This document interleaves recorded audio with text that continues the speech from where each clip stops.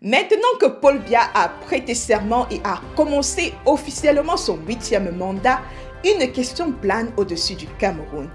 Qu'est-ce que Issa Chiroma Bakary, challenger de Paul Biya à la présidentielle d'octobre 2025, compte vraiment faire pour rétablir la vérité des urnes? Va-t-il trahir le peuple camerounais ou va-t-il poursuivre la contestation du résultat de l'élection présidentielle? On en parlera dans un instant.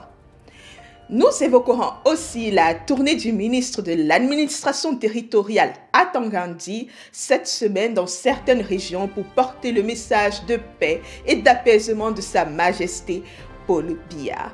Selon le ministre de l'administration territoriale, certaines personnes qui ont manifesté récemment au pays seraient des mineurs drogués au tramadol. Nous parlerons également du champion de boxe, Francis Ngannou, et du regard qu'il pose sur cette crise post-électorale.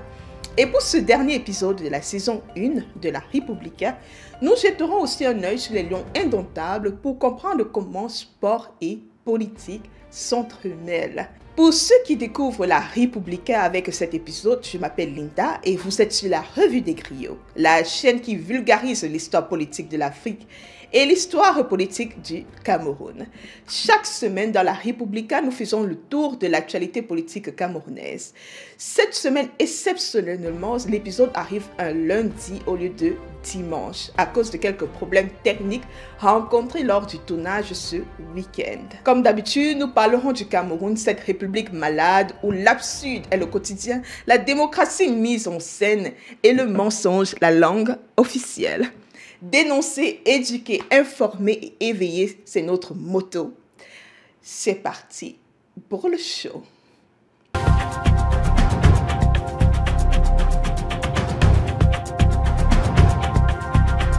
Le 9 novembre 2025, Issa Chiroma Bakary a donné 48 heures au gouvernement camerounais pour libérer toutes les personnes arrêtées arbitrairement pour leurs opinions.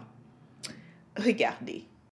Dans une vidéo publiée dimanche, Issa Chiroma Bakary, deuxième à la présidentielle du 12 octobre dernier, donne 48 heures aux autorités camerounaises pour libérer sans condition les personnes interpellées lors de la contestation post-électorale.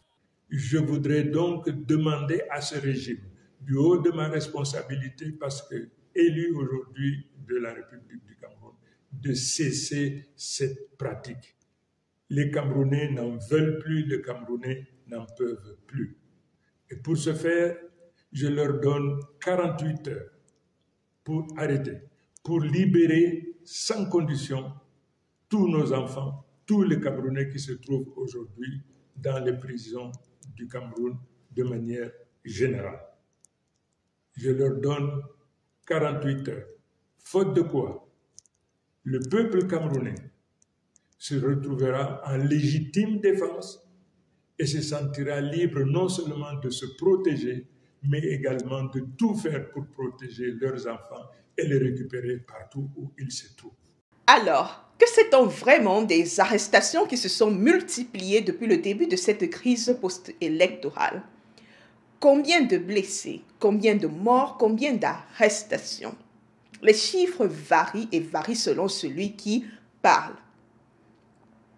D'un côté, un collectif de 149 avocats camerounais formés spécialement pour assurer une assistance bénévole aux personnes interpellées pendant et après les manifestations d'octobre affirme que les forces de sécurité ont arrêté jusqu'à 2000 personnes, parmi lesquelles plusieurs mineurs. De l'autre côté, on a les chiffres avancés par le gouvernement camerounais. Des chiffres qui s'opposent aux chiffres fournis par le collectif d'avocats et qui s'opposent aussi aux chiffres fournis par certaines organisations non gouvernementales. La crise post-électorale qui a secoué le Cameroun après l'élection présidentielle du 12 octobre a fait 16 morts et conduit à l'arrestation de plus de 800 personnes, selon les chiffres officiels communiqués par le ministre de l'Administration territoriale mercredi. Pourtant, le 6 novembre, le ministre de la Communication avait évoqué plusieurs dizaines de morts dans les manifestations promettant l'ouverture d'enquêtes. L'opposant Issa Chiroma Bakari, qui revendique la victoire, avance pour sa part un bilan de 55 morts, tandis que plusieurs ONG estiment à une quarantaine le nombre de victimes. Selon Human Rights Watch, des meurtres et des arrestations de masse ont suivi le scrutin.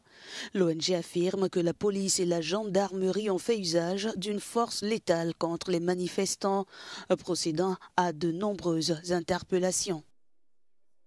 Dans son rapport, l'ONG appelle les autorités à mettre fin aux abus commis par les forces de sécurité, à ouvrir des enquêtes indépendantes et à traduire les responsables en justice. Plus de 48 heures se sont écoulées depuis cette vidéo que Issa Chiroma a faite où il demandait aux autorités camerounaises de libérer les prisonniers politiques. Le ministre de l'administration territoriale, Paul Atangandji, en tournée dans plusieurs régions du pays pour diffuser le message de paix du chef de l'État, a déclaré que certaines personnes auraient été libérées, notamment des mineurs.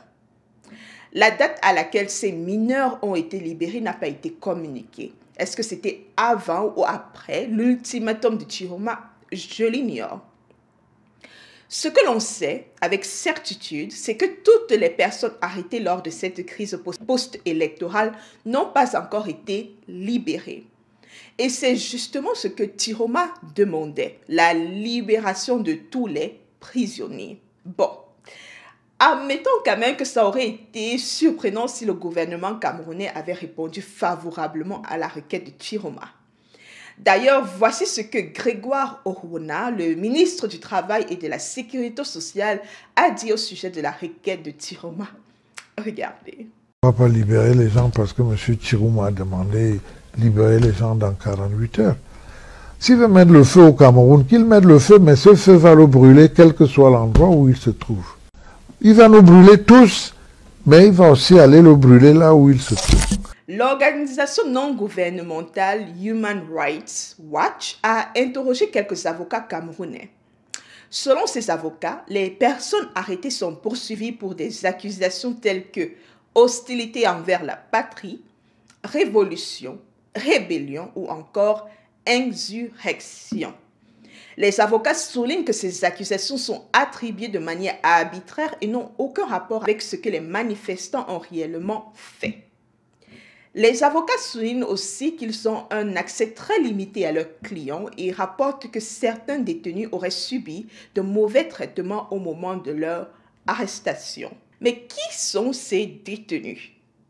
Je vous l'ai dit plus tôt, Paul Atangandji, le ministre de l'administration territoriale, était en tournée dans plusieurs villes du pays pour transmettre le message de paix, d'apaisement du chef de l'État, Sa Majesté Paul Biya, et aussi pour évaluer les dégâts matériels et les pertes en vies humaines résultant de la crise post-électorale.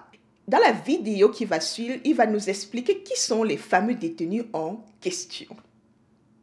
Écoutons Atangandji, le marchand de la paix. Administratifs qui ont fait preuve de professionnalisme et de beaucoup de retenue pour maîtriser les violences post-électorales planifiées et mises en exécution par un candidat véreux et irresponsable qui a refusé de respecter le verdict des urnes, qui a refusé de reconnaître sa défaite et qui a posé des actes d'une extrême gravité dans l'intention de défier l'autorité de l'État. Ce candidat a planifié dans la ville de Douala une insurrection savamment orchestrée en donnant des drogues dures, tramadol, cannabis, à ses affidés, parmi lesquels les jeunes âgés de 12 à 17 ans, qui, je parle donc de ces jeunes, n'ont aucun lien avec le processus électoral. Et donc c'est dans cette logique insurrectionnelle que la ville de Douala a connu par endroits et a enregistré des actes de pillage et de vandalisme. Des biens privés et publics ont été incendiés. Plus de 150 assaillants, drogués, ont attaqué la brigade de gendarmerie du quartier Kouloulou et un commissariat de police dans l'intention d'assassiner les forces de maintien de l'ordre et de récupérer leurs armes. Dans la posture de légitime défense et de manière professionnelle. 4 assaillants ont été neutralisés et 3 autres ont trouvé la mort à la suite des bousculades. Le bilan officiel produit par le gouverneur de la région, cette autorité à l'offre, fait état de 13 assaillants neutralisés. Il y a eu 3 le 26 octobre, il y a eu 6 le 27 octobre et il y a eu 4 le 28 octobre. Il y a eu au total également 829 assaillants placés en garde à vue administratif, dont 36 mineurs et 26 femmes. Les enquêtes sont ouvertes. Les assaillants et leurs commanditaires répondront de leurs actes devant les instances judiciaires compétentes. Les régimes autoritaires ont vraiment plus ou moins la même manière de fonctionner.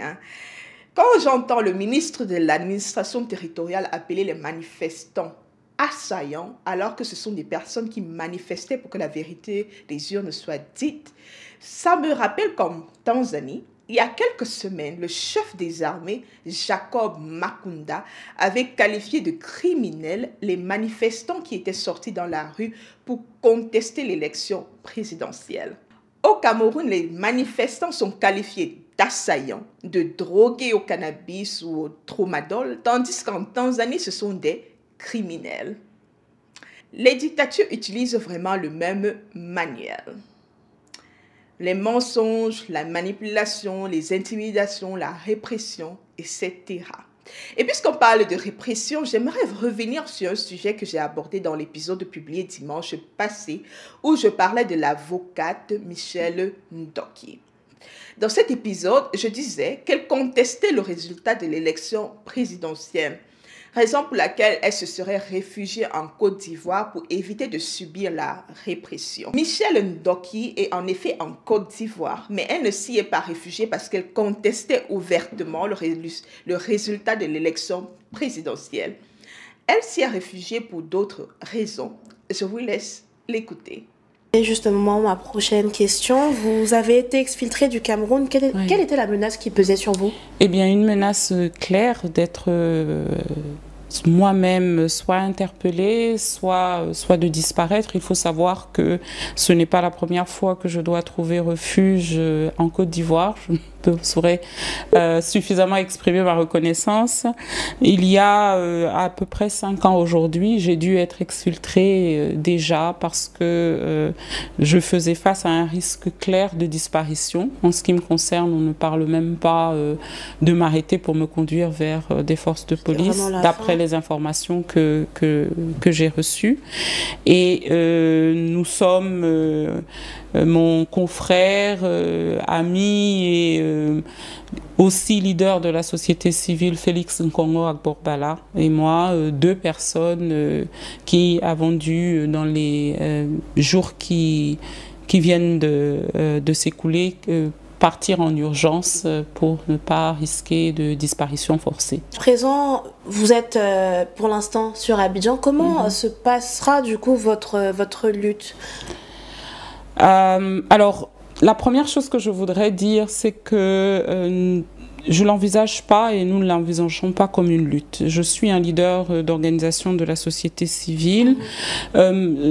Sur cette élection en particulier, je coordonnais au Cameroun les activités d'une organisation qui s'appelle les Bâtisseurs de la Nation. Notre posture était une posture et toujours une posture de neutralité et d'impartialité. Notre objectif, parce que c'est le peuple camerounais, les citoyens camerounais qui sont au cœur de notre action, était de connaître et de préserver la vérité. Nous avons gardé un goût un peu amer des dernières élections. On a pu établir qu'il y avait eu des fraudes massives, mais pas établir ce qu'était la vérité. Donc aujourd'hui, pour répondre de manière directe à votre question, notre priorité demeure d'établir la vérité, d'être en mesure de dire aux Camerounais et au monde, voici ce qui s'est passé. Michelle Ndoki a donc quitté le Cameroun parce que, selon elle, une menace d'enlèvement pesait sur elle, au vu du travail citoyen qu'elle a entrepris avec son organisation, les Bâtisseurs de la Nation.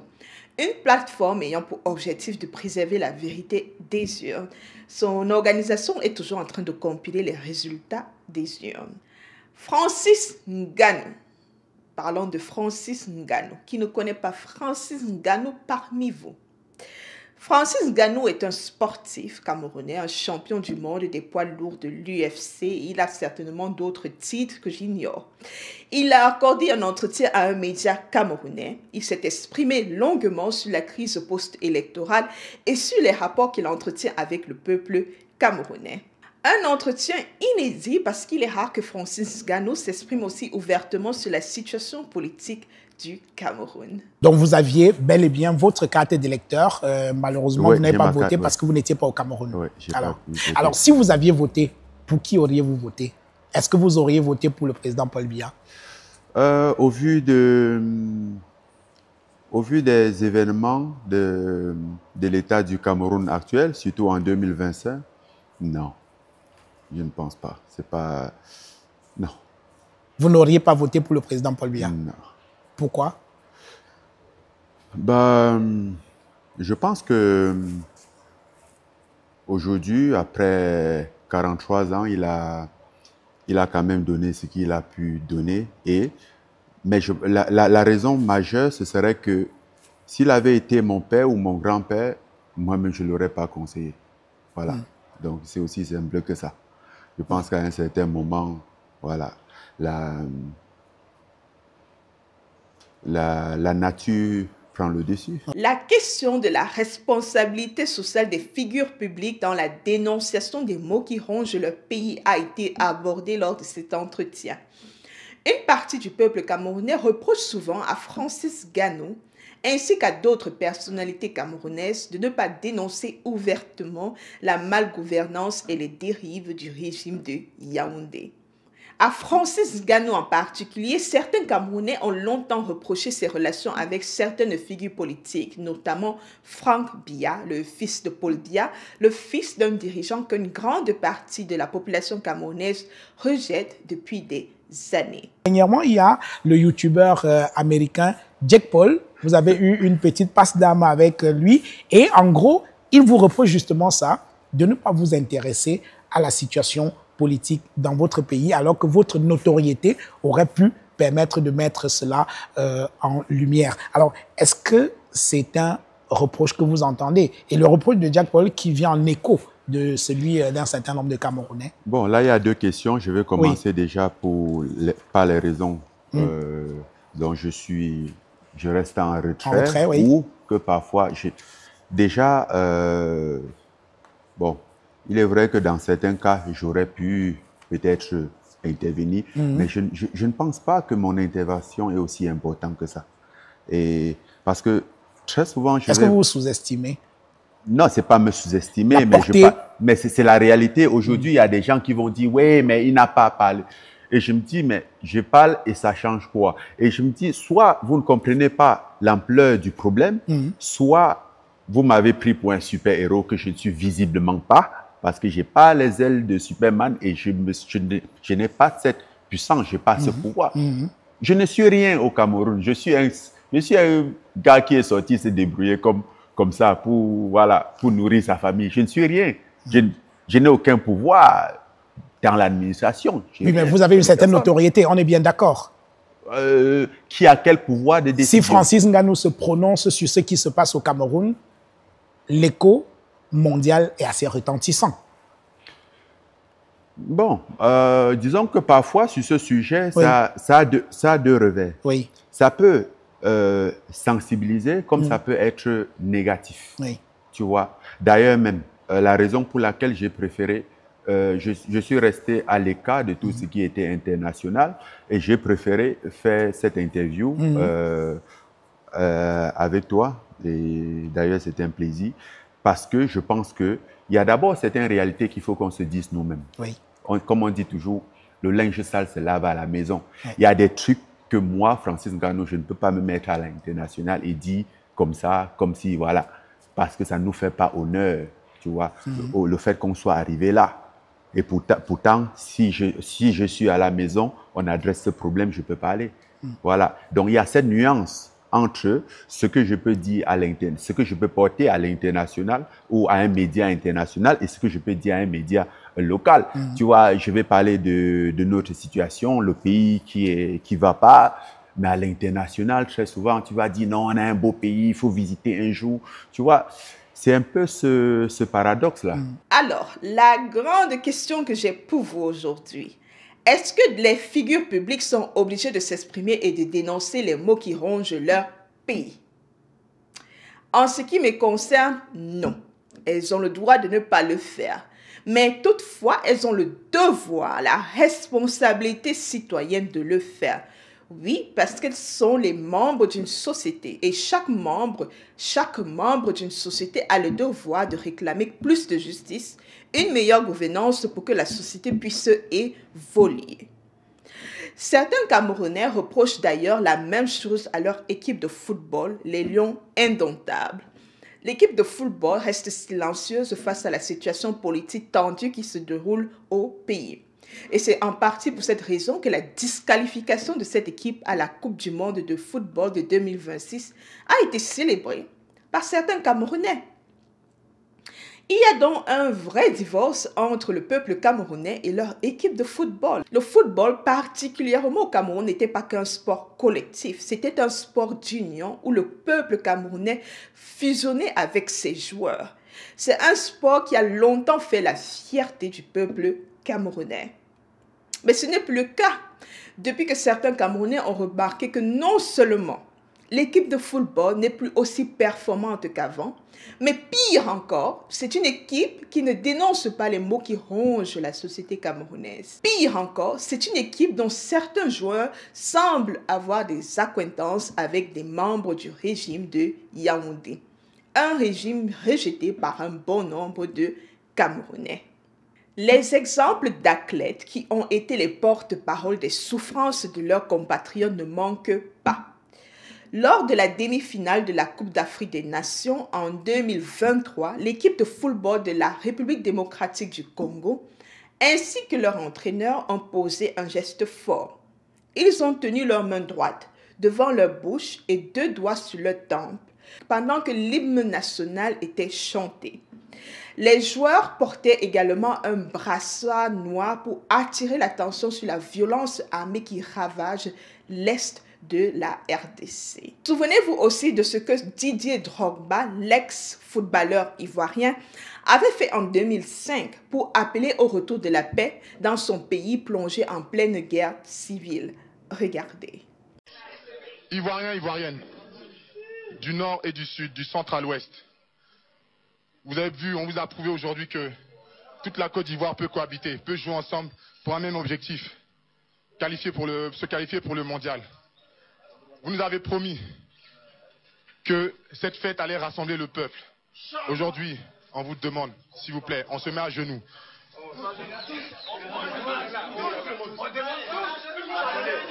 Pardonnez. Pardonnez. Pardonnez. Le seul pays de l'Afrique qui a toutes ses richesses ne peut pas sombrer dans la guerre comme ça. S'il vous plaît, déposez tous les armes. Faites les élections, organisez les élections et tout ira du mieux. On veut s'amuser. Arrêtez vos fusillades.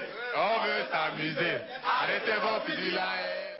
Issa Chiroma Bakary. Parlons maintenant de Issa Chiroma Bakary, notre guerrier national. Les partisans de Issa Chiroma Bakary, les pro-Chiroma, je viens en paix. La semaine passée, vous m'avez sauvagement lavé dans les commentaires comme du poisson pourri, mais vous savez, je suis fair-play. Pas de souci, je viens en paix aujourd'hui. Ne me lancez pas les fusils nocturnes.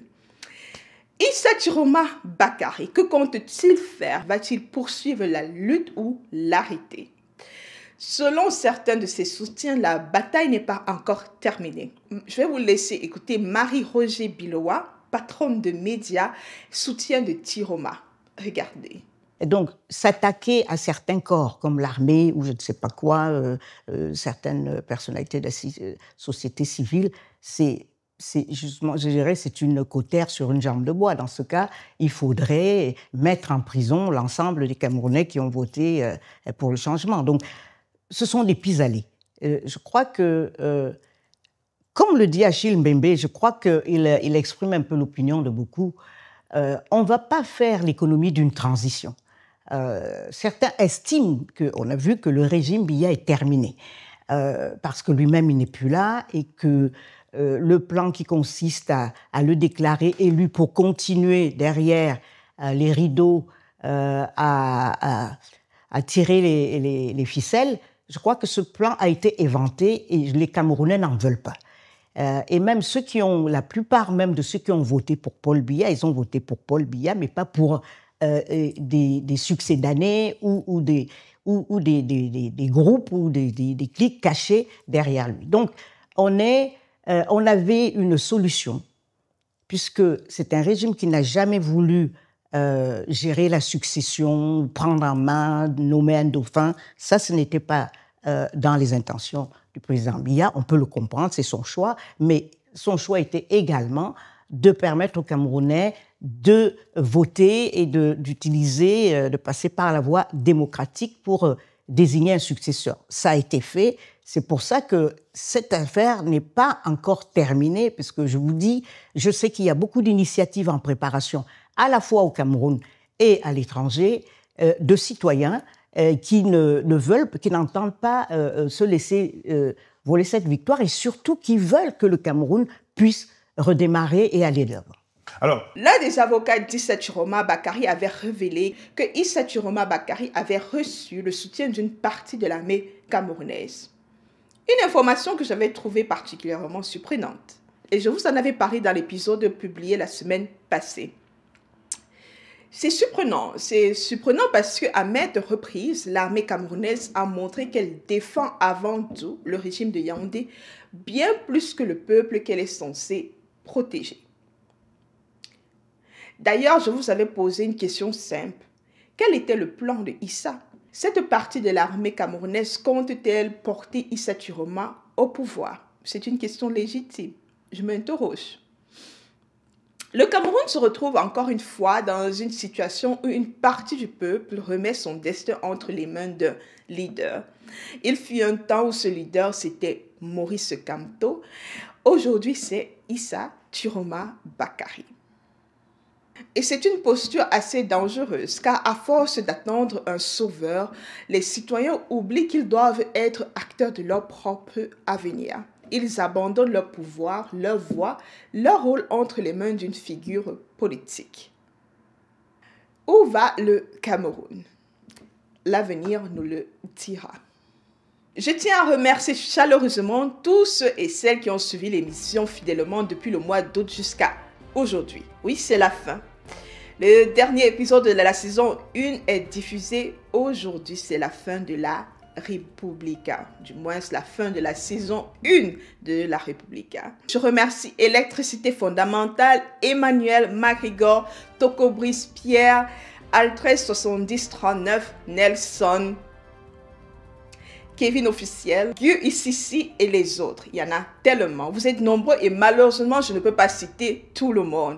Merci à ceux qui commentent et partagent, mais aussi merci à ceux qui likent sans commenter. Votre soutien compte tout autant.